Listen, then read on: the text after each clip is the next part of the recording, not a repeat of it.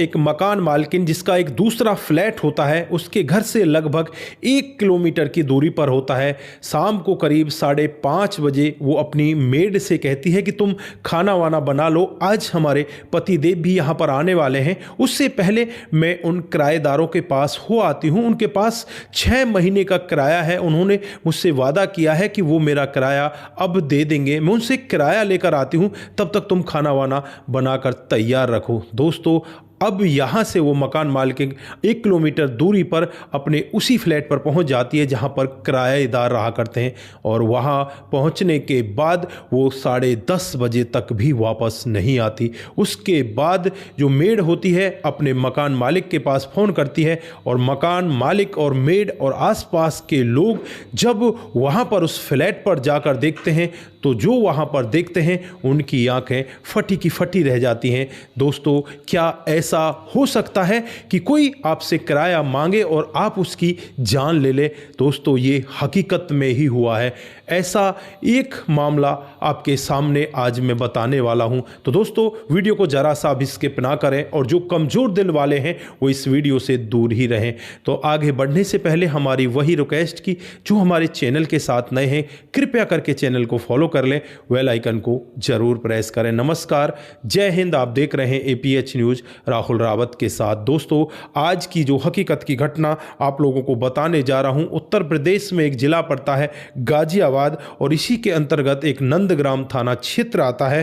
दोस्तों इसी के अंतर एक श्याली गेट इलाका है। यहाँ पर एक मकान है और उस मकान में उमेश शर्मा जिनकी उम्र 45 साल है, जो हरियाणा के फरीदाबाद में सॉफ्टवेयर इंजीनियर का काम किया करते हैं, ज़्यादातर वो वहीं पर रहा करते हैं। उनकी पत्नी है दीपशिखा जिनकी उम्र 40 साल है, और एक काम करने वाली मेड भी इनके साथ रहा करती है। दोस्तों अच्छे से इनका घर परिवार चल रहा होता है। इनका एक और मकान है जो चुमोरा सोसाइटी में है, यहाँ से 1 किलोमीटर की दूरी घर से उसकी होती है, और वहाँ पर इन्होंने जो अपना कमरा है उसे किराए पर दे रखा है। अजय गुप्ता और उसकी पत्नी आकृति गुप्ता वो यहाँ पर इस कमरे को किराए पर लेकर रह रहे होते हैं। 17 दिसंबर 2025 शाम को करीब 5 बजे का वाक़या होता है, जब यहाँ पर दीपशिखा अपनी मेड से कहकर जाती है कि मैं कमरे का किराया लेने के लिए तो अपने फ्लैट पर जा रही हूं, और तुम्हारे जो मालिक हैं वो आज आने वाले हैं, तुम खाना वाना तैयार करो और तब तक मैं भी वापस आ जाती हूं।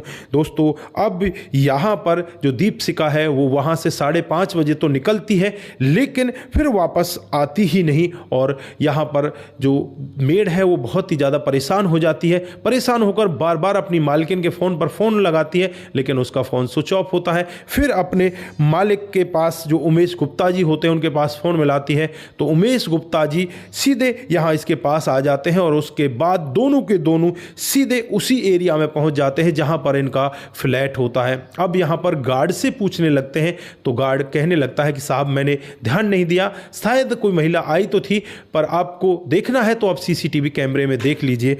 तो यहाँ पर CCTV कैमरे में देखा जाता है तो पता चलता है कि 5:30 बजे दीपशिखा यहाँ पर एंट्री करती है, और 10:30 बजे तक उस कैमरे को जांचा जाता है, एक एक पॉइंट को बारीकी से देखा जाता है, लेकिन कभी भी वो वहाँ से वापस निकलती नहीं दिखाई देती। जो इसका फ्लैट होता है उस फ्लैट के अंदर ये घुसती दिखाई देती है, लेकिन उसके बाद निकली ही नहीं।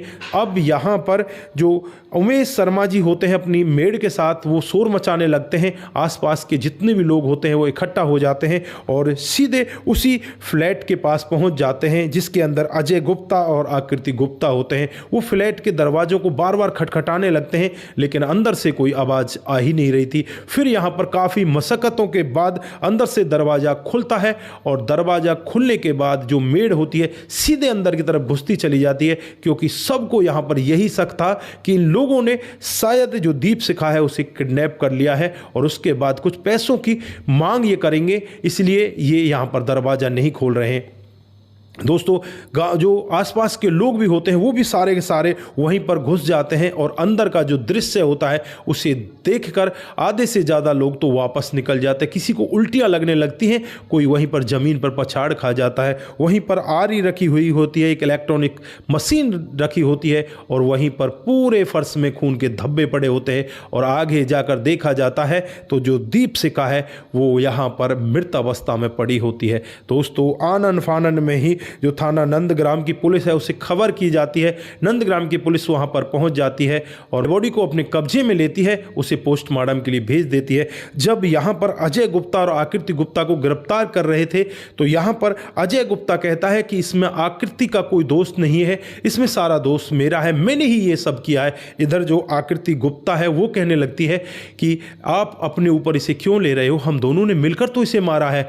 दोस्तों यहां पर ये दोनों एक दूसरे को बचाते हुए नजर आते हैं, लेकिन दोनों के दोनों फंस जाते हैं और दोनों को गिरफ्तार कर लिया जाता है। गिरफ्तार करने के बाद इनसे जब सख्ती के साथ पूछताछ की जाती है कि तुमने ऐसा क्यों किया, तो यहां पर एक ऐसा सत्य बताते हैं जिसे सुनकर हर कोई व्यक्ति दंग हो जाता है, सोचने के लिए मजबूर हो जाता है। ज्यादातर लोग डरने लगते हैं कि हम अपना कमरा किराए पर किसी को दें या ना दें, कहीं ऐसा हमारे साथ भी तो नहीं हो जाएगा। दोस्तों यहां पर ये लोग बताते हैं कि आज से कई महीने पहले हम इस कमरे को किराए पर लेते हैं। 2025 का महीना होता है जब यहाँ पर अजय गुप्ता और आकृति गुप्ता इस कमरे को, इस फ्लैट को किराए पर ले लेते हैं और इस फ्लैट की जो रकम रखी जाती है वो 18,000 रुपये रखी जाती है। 18,000 रुपये में इस फ्लैट को किराए पर ले लिया जाता है। उस समय जो अजय गुप्ता है, आकृति गुप्ता है, ये एक कंपनी में काम किया करते हैं, लेकिन काम करते करते इनकी नौकरी छूट जाती है और फिर इनके पास पैसा नहीं होता,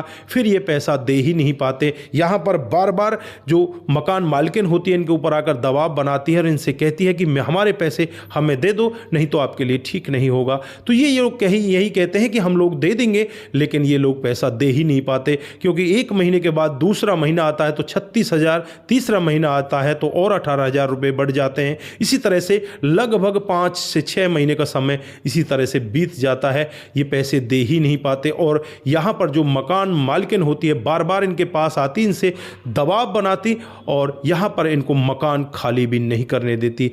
तुम मकान खाली तभी कर पाओगे जब हमारे पैसे दे दोगे, अगर तुमने हमारे पैसे नहीं दिए तो तुम्हारा सामान भी यहाँ से नहीं जाएगा। इस तरह से जो मकान मालकिन होती है दीपशिखा, वो ये सब वाकया उनसे कहा करती। और अब यहाँ पर अजय गुप्ता और आकृति गुप्ता बहुत ज़्यादा परेशान हो जाते हैं।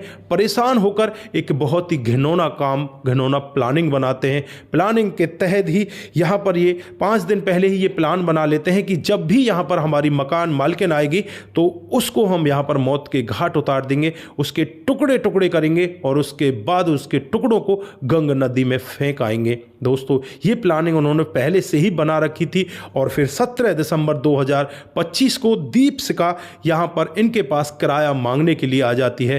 तो यहाँ पर जो पति होता है अजय गुप्ता, वो अपने जो किवाड़ होते हैं उनको बंद करता है। उसके बाद जो यहाँ पर मैडम होती है मकान मालकिन, उसकी पत्नी के साथ बैठी होती है।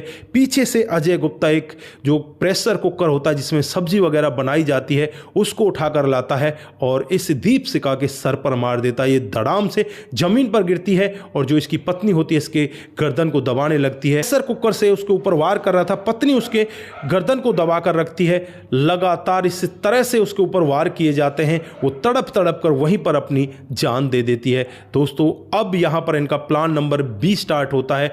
ये लोग पहले से ही अपने पास एक तेजधार हथियार लेकर आए थे, उस तेजधार हथियार को इसकी गर्दन पर चला दिया जाता है। एक आरी भी होती है इनके पास, उससे ये छोटे छोटे उसके टुकड़े कर रहे होते हैं। एक मशीन भी होती है जो इलेक्ट्रॉनिक मशीन होती है, उससे भी यहाँ पर ये छोटे छोटे टुकड़े कर रहे थे। अगर यहाँ पर ये घर वाले 1-2 घंटे और लेट हो जाते तो शायद ही यहाँ पर कोई इनको सबूत मिलता, लेकिन घर वाले भी इतने जागरूक होते हैं, वो तुरंत ही यहाँ पर पहुँच जाते हैं आसपास के लोगों को लेकर। और जब पुलिस इन दोनों को गिरफ्तार कर रही थी तो पति यहाँ पर यही कह रहा था कि मेरी पत्नी का कोई दोष नहीं है।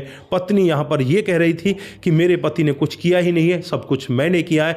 यानी कि देखने में ऐसा लग रहा था कि ये दोनों एक दूसरे से हद से ज़्यादा प्यार करते हैं, लेकिन किराए की बदौलत इन्होंने इतना बड़ा क्राइम कर दिया, एक जीती जाती महिला को इस दुनिया से विदा कर दिया। अब ये कहाँ सुख से रह पाएंगे, अब तो ये सदा सदा के लिए जेल के अंदर चले गए हैं और ये जेल के अंदर ही रहेंगे। रहेंगे और ये कभी भी एक दूसरे के साथ नहीं मिल पाएंगे। तो दोस्तों, यहाँ पर आप लोगों ने देखा कि इस तरह की घटनाओं को सुनकर जो आसपास के लोग हैं उनके अंदर भी डर बैठ गया है कि किसी व्यक्ति को हम किराए पर कमरा दें या ना दें, उससे किराया मांगे या ना मांगे, ये भी एक अब डर बना हुआ है। लोगों में ऐसा डर है कि हम अब करें तो क्या करें। तो दोस्तों, ऐसी घटनाएं भी हमारे समाज के अंदर हो रही हैं। आप लोग यहाँ पर क्या कहना चाहते हैं? आपकी जो भी राय है एक बार कमेंट बॉक्स में जरूर दीजिएगा। आज के लिए बस इतना ही, फिर मिलते हैं किसी नए मोड के साथ। तब तक के लिए आप अपना ख्याल जरूर रखें, रिश्तों की अहमियत को जरूर समझें और ऐसे क्राइम को कभी भी ना करें। दोस्तों, अपना ख्याल जरूर रखें और जिन साथियों ने हमारे पिछले वीडियोज पर कमेंट किए थे उनका नाम हम यहाँ पर बारी बारी से लेने वाले। आता है वो सूरज DEO का आता है, वो लिखते हैं कि नमस्ते भाई साहब, वेरी गुड स्टोरी, आप जो भी सुनाते हो हमें बहुत अच्छा लगता है। हम सूरज फ्रॉम फिजी, आपका बहुत बहुत धन्यवाद। आप इसी तरह से हमारे साथ कमेंट करते रहें। उसके बाद करण सिंह जी हमें कमेंट लिखते हैं, जय हिंद सर, आपका बहुत बहुत धन्यवाद। उसके बाद सुदेश सौरभ जी हमें कमेंट करते हैं, वो सुपर लिखते हैं। सुदेश भाई, आपका दिल की गहराइयों से बहुत बहुत धन्यवाद। सुदेश भाई जो तिरछी चैनल चलाते हैं और तिरछी बात चैनल पर उनके बहुत अच्छे वीडियोज आते हैं, आप लोग शायद देखते होंगे, वो हमें कमेंट करते हैं। तो ये हमारे लिए सौभाग्य की बात है। तो आप सुदेश भाई इसी तरह से हमें उत्साह बढ़ाते रहें, आप इसी तरह से हमारे साथ कमेंट करते रहें, आपका बहुत बहुत धन्यवाद। कुमार केसी जी हमें कमेंट करते हैं, जय शंभू जय भोलेनाथ, जय शंभू जय भोलेनाथ, आपका बहुत बहुत धन्यवाद। उसके बाद जो कमेंट आता है वो कमेंट आता है सिंह दिग्विजय का, वो लिखते हैं कि आपकी कहानी बहुत ही अच्छी होती है, thanks for collection this type amazing story. आपने इंग्लिश में बहुत अच्छे वर्ड लिखे हैं, इसका मतलब है कि आपका बहुत बहुत धन्यवाद। आपकी जो कलेक्शन है वो बहुत ही अच्छी है, आप अच्छे से कलेक्ट करते हैं और अच्छी स्टोरी हमारे सामने लेकर आते हैं, आपका बहुत बहुत धन्यवाद। उसके बाद जो कमेंट आता है सुदेश भाई का, फिर से हमारे साथ कमेंट आया, सुदेश भाई आपका बहुत बहुत धन्यवाद। उसके बाद शंकर स्वामी जी, आपकी कहानी बहुत ही अच्छी लगती है, शंकर जी आपका भी बहुत बहुत धन्यवाद। कुमार केसी जी दोबारा हमें कमेंट करते हैं, नमस्ते भाई जी, नमस्ते भाई जी, आप कैसे हैं? मैं बिल्कुल ठीक हूं और आप कैसे हैं? आप स्वस्थ रहें, सतर्क रहें। उसके बाद रतनलाल शर्मा जी, नमस्कार भाई साहब, आपकी कहानी बहुत ही अच्छी लगती है, बहुत ही सराहनीय होती हैं, आपका दिल की गहराइयों से बहुत बहुत धन्यवाद। राम गोसाई जी, बहुत सुंदर स्टोरी भाई जी, आपका बहुत बहुत धन्यवाद। प्रवीण सिंह बेलावत जी, आपकी कहानी बहुत अच्छी होती है, आपका भी दिल की गहराई से बहुत बहुत धन्यवाद। संतोष ओझा जी, बहुत सुंदर भैया जी, आपका बहुत बहुत धन्यवाद। उसके बाद चौधरी राम गोपाल जी हमें कमेंट करते हैं, इस घटना में संगीता और राहुल दोनों ही निर्दोष हैं। संगीता की आवश्यकता थी, उसका अभाव था, और राहुल का इस योग्य हो जाना कि संगीता की प्यास बुझा सके, इसलिए संगीता और राहुल ने निजी स्वार्थ लाभ को अभाव पूर्ति की सहमति की लाभ देते हुए निर्दोष साबित कर देना चाहिए। आपने कहीं तक कोई कमेंट ठीक लिखा है, लेकिन इसमें थोड़ी सी कमी है, क्योंकि कोई भी नाबालिग बच्चा हो अगर उसका हम शोषण करते हैं, उसका यूज करते हैं, तो वो शोषण ही माना जाता है। यहाँ पर जो ये बच्चा है इसकी उम्र 16 साल है, ये नाबालिग है, अगर इसके साथ कोई इस तरह के संबंधों में होता है तो वो बिल्कुल गलत है, और यहाँ पर ये गलत ही है, कानून की दृष्टि से भी, सामाजिक की दृष्टि से भी ये गलत ही है। तो दोस्तों, आप सभी का बहुत बहुत धन्यवाद, आप लोगों ने हमारे साथ कमेंट कहे और आप इसी तरह से हमारे साथ बने रहें। आप सभी का दिल की गहराइयों से बहुत बहुत धन्यवाद। सतर्क रहें, सावधान रहें, रिश्तों की अहमियत को जरूर समझें। नमस्कार, जय हिंद, जय भारत।